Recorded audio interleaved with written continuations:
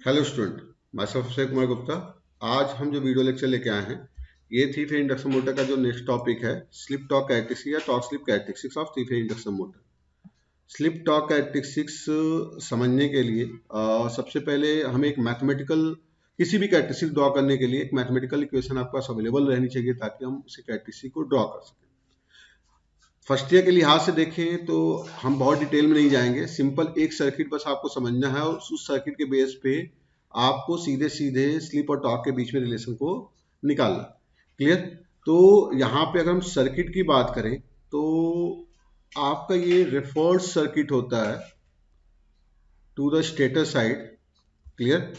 और ये एक अप्रोक्सीमेटेड सर्किट होता है, बाकी सारे टर्म एक तरह से नेग्लिजिबल हो जाते हैं।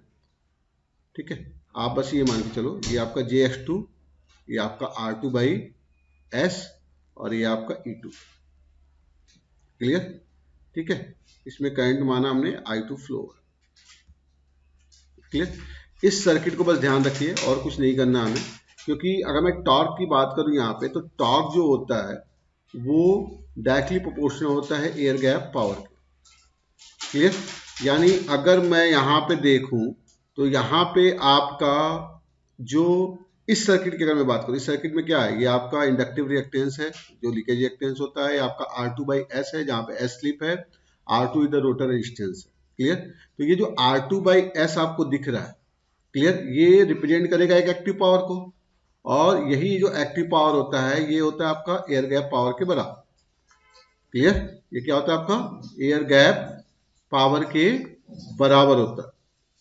क्लियर? ठीक है, यानी अगर मैं यहां पे देखूं तो मुझे जो एयर गैप पावर मिलेगा PG वो होगा I2² इंटू R2/S। क्लियर? ये एक सिंगल फेज के लिए है। ठीक है, थ्री फेज के लिए हम 3 से मल्टीप्लाई कर देंगे। ये जब भी हम एक इक्विवेलेंट सर्किट डायग्राम बनाते हैं किसी भी थ्री फेज का तो पर फेज ही बनता है। फिलहाल हमें इन सब चीजों पर ध्यान नहीं देना, हमें बस ये देखना है कि एयर गैप पावर क्या होगा।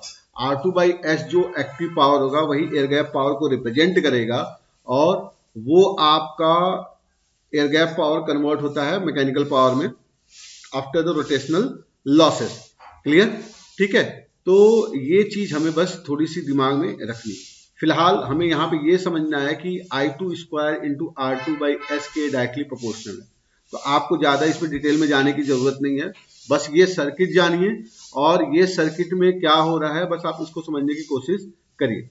क्लियर? ठीक है, तो इस सर्किट की अगर मैं बात करूं तो यहाँ पे आप क्या देख रहे हैं, टॉर्क एक तरह से डायरेक्टली प्रोपोर्शनल है I2² इंटू R2/S के। क्लियर? I2² इंटू R2/S के डायरेक्टली प्रोपोर्शनल है आपका टॉर्क। ठीक है, तो ये सिंपल सर्किट है। अगर मैं यहाँ पे I2 की वैल्यू कैलकुलेट करूं, I2 का मैग्नीट्यूड, तो I2 का मैग्नीट्यूड क्या आएगा, ऑब्वियस सी बात है E2 अपॉन मॉड ऑफ जो आपका जेड मिलेगा यहाँ पे। तो मॉड ऑफ जेड क्या मिलेगा, मैं केवल देखो पावर में केवल मैग्नीट्यूड की जरूरत होती है, तो E2 अपॉन अंडर रूट क्या है आपका, ये आपका रजिस्टिव टर्म है तो R2/S का square plus X2 square. Clear? तो जो टॉर्क होगा वो टॉर्क डायरेक्टली प्रोपोर्शनल हो जाएगा I2² यानी E2 स्क्वायर अपॉन R2/S का square plus X2 square into R2/S। Clear?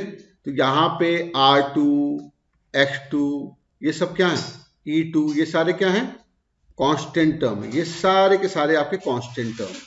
It is not variable. Variable क्या है, केवल और केवल स्लिप, क्योंकि आपका स्पीड वेरी करता है। क्योंकि अगर हम स्टार्टिंग फेज से, अगर हम किसी भी मोटर के स्टार्टिंग फेज से रनिंग फेज तक जाएंगे, क्लियर, तो ऑब्वियस सी बात है कि पहले आपकी स्पीड कितनी होगी, 0। अगर रोटर की स्पीड की बात करें तो पहले इसकी स्पीड 0 होगी, फिर आपको NR मिलेगा और NR की वैल्यू ऑलमोस्ट NS से के बराबर होगी या NS से कम होगा, लेकिन ये NS के बराबर नहीं हो सकता। क्लियर? ये चीज हमें ध्यान में बिल्कुल रखना है।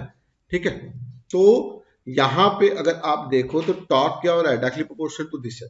यानी मैं टॉर्क को अगर लिखना चाहूं तो मैं लिख सकता हूं torque is directly proportional to E2² R2, ये सारे क्या है, कांस्टेंट मैग्नीट्यूड है, तो 1 अपॉन S इंटू R2/S का square plus X2 square. Clear, इसको रहने देते हैं। E2 और R2 को हमने ऊपर से हटा दिया, बस हमने इसको रहने दिया।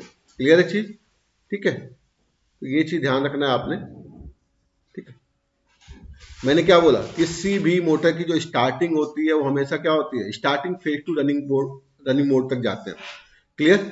तो हमने एक रिलेशन पढ़ा था एनआर और स्लिप के बीच में। तो एनआर इक्वल टू क्या होता है, 1 minus S into N S होता है, जहां पे एनएस की वैल्यू क्या होती है, 120 बाई पी होती है। क्लियर, ठीक है।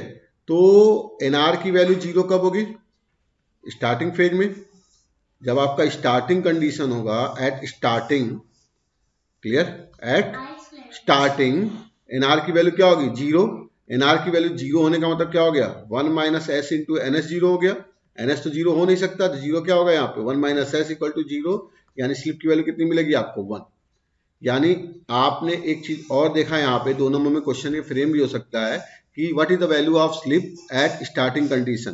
तो यहाँ पे स्टार्टिंग कंडीशन पे स्लिप की वैल्यू कितनी आ रही है, 1 एट स्टार्टिंग। क्लियर, यानी स्टार्टिंग का मतलब क्या हो गया, जब रोटर आपका स्टेशनरी मोड में हो, यानी रोटर की स्पीड क्या हो, 0। क्लियर। तो यहां पे आप ये कह सकते हैं कि स्टार्टिंग फेज में स्लिप की वैल्यू बहुत ज्यादा होती है। क्लियर, क्योंकि अगर हम यहां पे देखें कि रनिंग मोड में, जब आपका रनिंग मोड होता है, रनिंग मोड जब होता है, क्लियर, तो रनिंग मोड में आपका जो एनआर होता है वो ऑलमोस्ट एनएस के बराबर होता है। क्लियर, एनएस के एग्जैक्ट बराबर नहीं होगा, कभी भी ये चीज ध्यान रखिएगा। क्लियर, एनआर की वैल्यू क्या होगी, लेस देन एनएस हो। तो ऑलमोस्ट एनएस के बराबर होने का मतलब क्या हो गया कि स्लिप की वैल्यू 0 को अप्रोच करेगी। क्लियर, वैसे भी मैंने क्या बोला था, एनआर की वैल्यू क्या हो रही है, एनआर आपका 0 से एनआर बढ़ रहा है, 0 से एनएस की तरफ बढ़ रहा है, ऑलमोस्ट एनएस, नॉट एनएस। ये चीज ध्यान रखिएगा, एनआर जो होगा वो एनएस से कम होगा, लेकिन हमें एनएस तक टॉर्क स्लिप कैरेक्टरिस्टिक को ले जाना होता है। तो एनएस तक बढ़ने का मतलब क्या हो गया, आइडियल फेज में यहाँ पे स्लिप की वैल्यू कितनी होगी, 1, और यहाँ पे स्लिप की वैल्यू कितनी होगी, ऑब्वियस सी बात है 0। एस इक्वल टू 0 पुट करेंगे तभी तो एनआर की वैल्यू क्या मिलेगी आपको, एनएस के बराबर मिलेगी। क्लियर। तो कुल मिला के हमारा जो स्लिप है, स्टार्टिंग से रनिंग मोड तक स्लिप आपका रिड्यूस हो रहा है, यानी एस की वैल्यू 1 से लेकर 0 तक जा रही है। यानी स्टार्टिंग फेज, यहाँ पे 2 फेज हमें मिलते हैं, कि स्टार्टिंग फेज मिलता है और एक आपका रनिंग फेज मिलता है। क्लियर। तो स्टार्टिंग फेज की अगर मैं बात करूं, स्टार्टिंग फेज पे, clear, slip is very high. Clear, slip unity को अप्रोच कर रहा है। क्लियर, तो इसका मतलब स्लिप क्या हो गया, हमारे लिए वेरी हाई हो गया। क्लियर, तो हम इसको बोल देते हैं हाई स्लिप रीजन। क्या बोलते हैं हम इसको, हाई स्लिप रीजन।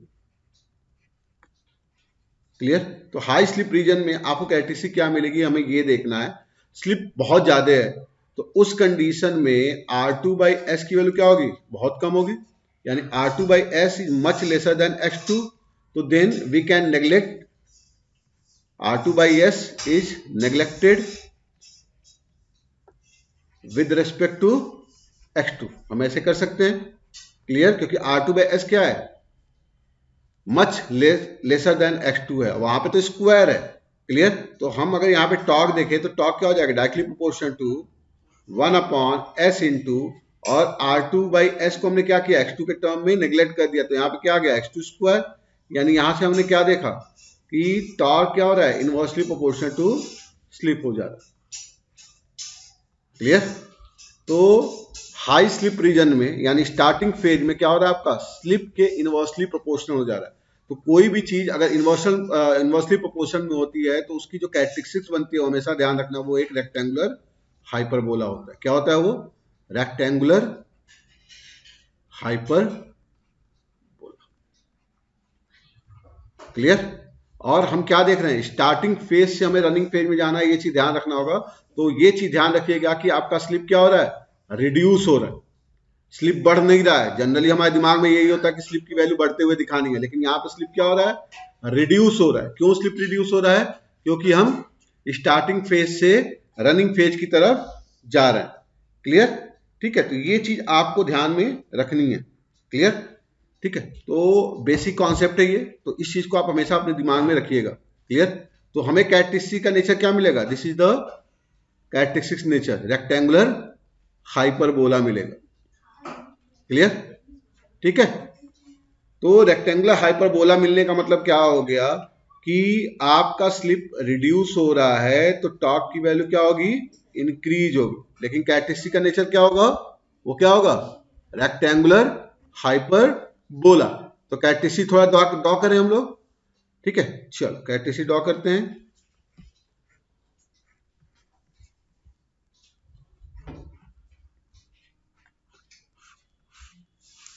ऑब्वियस सी बात है, हमारा स्लिप क्या है? इंडिपेंडेंट वेरिएबल है। क्लियर? तो हमने एक्स एक्सिस पे क्या ले लिया? स्लिप को ले लिया, और वाई एक्सिस पे हमने टॉर्क को ले लिया। क्लियर? और आपका 3 फेज इंडक्शन मोटर एक सेल्फ स्टार्टिंग मोटर होता है, तो इनिशियली आपको टॉर्क मिल ही जाता है। जैसे ही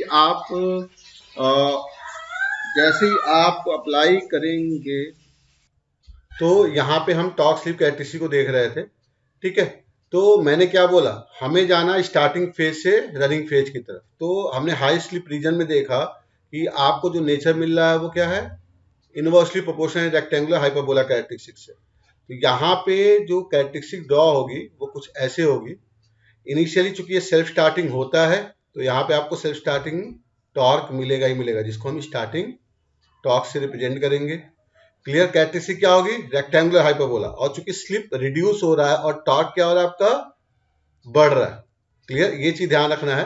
तो रेक्टेंगुलर हाइपरबोला कैरेक्टरिस्टिक हमें रखना है, लेकिन स्लिप जैसे जैसे बढ़ेगा आपका टॉर्क की वैल्यू बढ़ती जाएगी, और फाइनली क्या मिलेगा? आपको एक मैक्सिमम वैल्यू मिल जाना। तो यहाँ पे आपको क्या मिल गया? एक टॉर्क की मैक्सिमम वैल्यू मिल गई, जिसको मैक्सिमम टॉर्क स्लिप भी कहते हैं, एस मैक्सिमम। जहां पे हमें क्या मिला? मैक्सिमम टॉर्क मिल रहा। क्लियर? Tau max. ठीक है, तो यहां पे हमने ये चीज पा ली। ठीक है, ठीक है। तो हाई स्लिप रीजन हम इसे कहते हैं, ये चीज आपने ध्यान रखना है। This is the high slip region, high slip region. और ये क्या होता है? एक अनस्टेबल रीजन होता है। आपको ये भी चीज ध्यान रखनी है। क्लियर? इसे मिस मत करिएगा। ये क्या होता है? आपका एक अनस्टेबल रीजन होता है।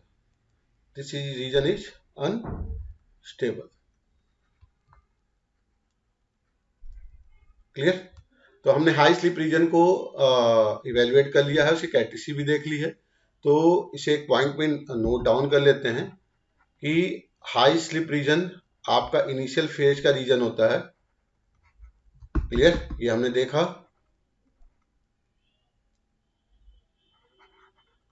और इस रीजन में आपने क्या देखा? Torque is inversely proportional to slip होता है। क्लियर? स्लिप आपका चूंकि रिड्यूस हो रहा है, तो टॉर्क की वैल्यू आपकी बढ़ती जाएगी, और ये स्टार्टिंग रीजन भी कहलाता है। क्लियर? ठीक है, ये आपका स्टार्टिंग रीजन भी कहलाता है। और ये क्या होता है? एक अनस्टेबल रीजन होता है। This is unstable region.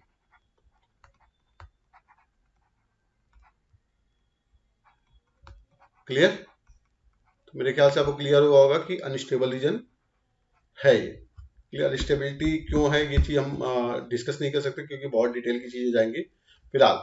अब हम नेक्स्ट बढ़ते हैं कि आपका जो रनिंग मोड होता है। क्लियर? यहां तो हमने अनस्टेबल रीजन देख लिया, मैक्सिमम टॉर्क मिल गया। अब आगे कैरेक्टरिस्टिक का नेचर क्या होगा वो हमें देखना है। मैंने क्या बोला था कि हम एनआर कहां से कहां तक जाते हैं? एनआर जाता है 0 से लेके एनएस तक। यानी स्लिप कहां से कहां तक जाती है? स्लिप जाती है आपकी 1 से लेके 0 तक। क्लियर? जब आपका लो स्लिप रीजन होगा, यानी ऑलमोस्ट 0 को अप्रोच करता हुआ जब स्लिप होगा, क्लियर, तो उस कंडीशन में बिहेवियर क्या आना? लो स्लिप रीजन का मतलब क्या हो गया? एस एक तरह से अप्रोच कर रहा है 0 को, यानी S is much much much lesser than unity. Clear?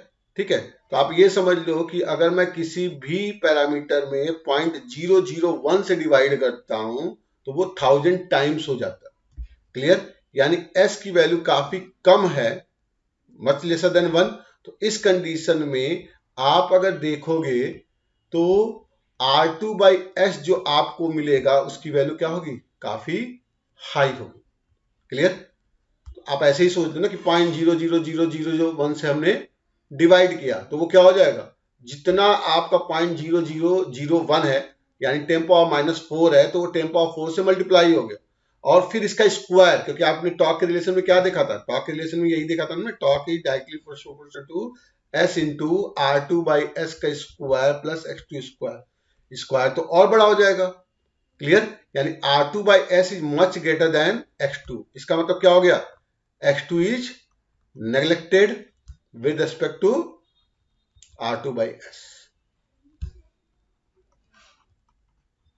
R2/S के रेस्पेक्ट में हम X2 को नेग्लेक्ट कर देंगे। तो यहां पे हम देखें कि टॉर्क और स्लिप में क्या रिलेशन आती है, थोड़ा सा देखें यहां पे। तो यहां पे अगर देखोगे तो क्या आ जाएगा, torque is directly proportional to S into R2/S का स्क्वायर।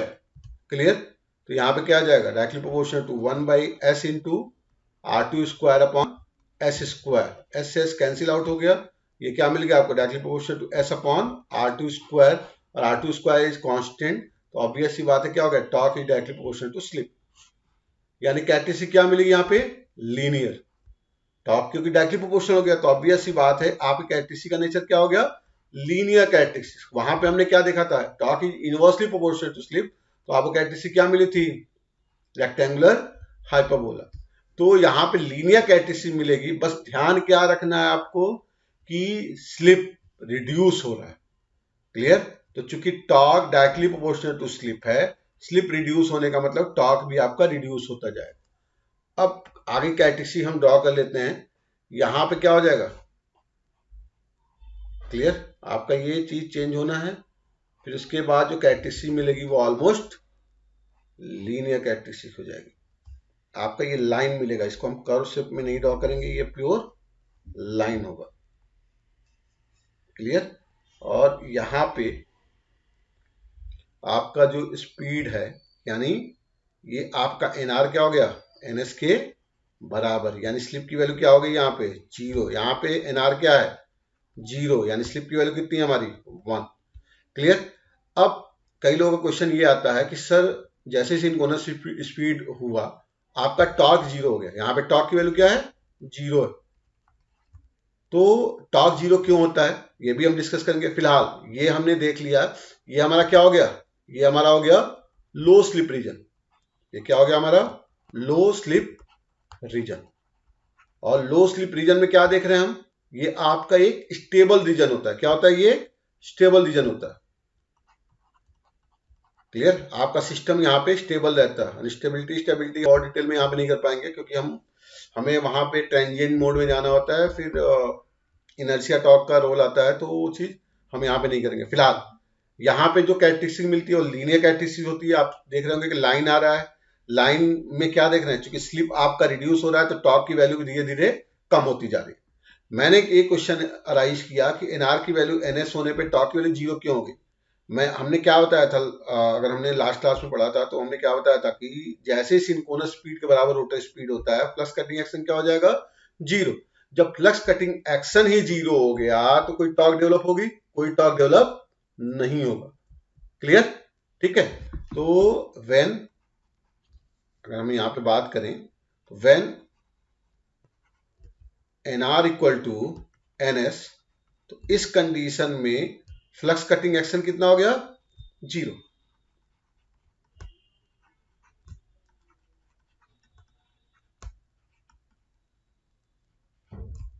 और जब फ्लक्स कटिंग एक्शन ही नहीं है तो there is no torque develop,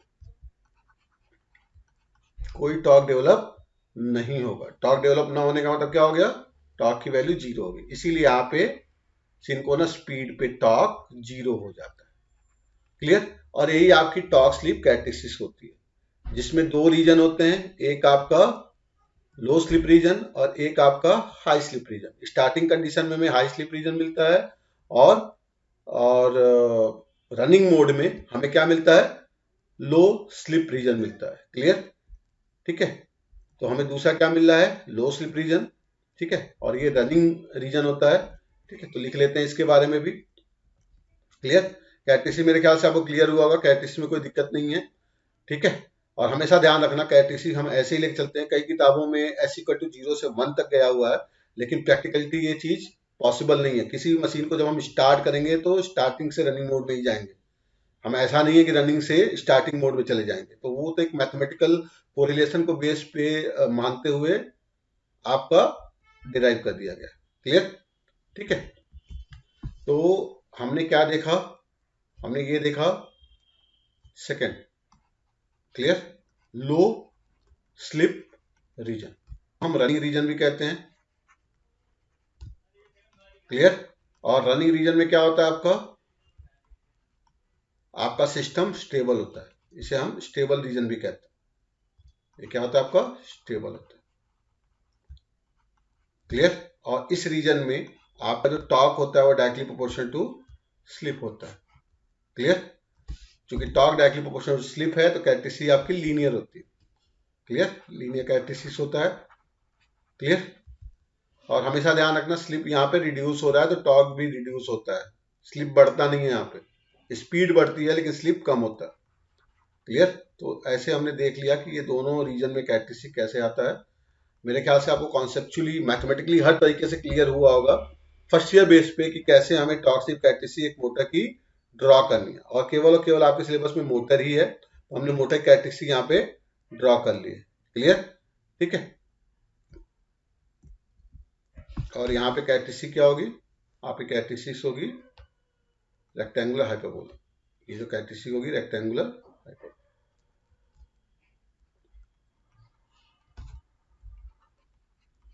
तो क्लियर हुआ होगा, ठीक है। नेक्स्ट क्लास में हम सिंक्रोनस मशीन के बारे में देखेंगे कि क्या है कैसे है। ठीक है, तो मिलते हैं नेक्स्ट क्लास में। क्लियर, कोई डाउट तो नहीं होना चाहिए, कोई डाउट होता है तो आप कमेंट बॉक्स में छोड़ सकते हैं, आई विल गिव रिप्लाई। ठीक है, थैंक यू वेरी मच।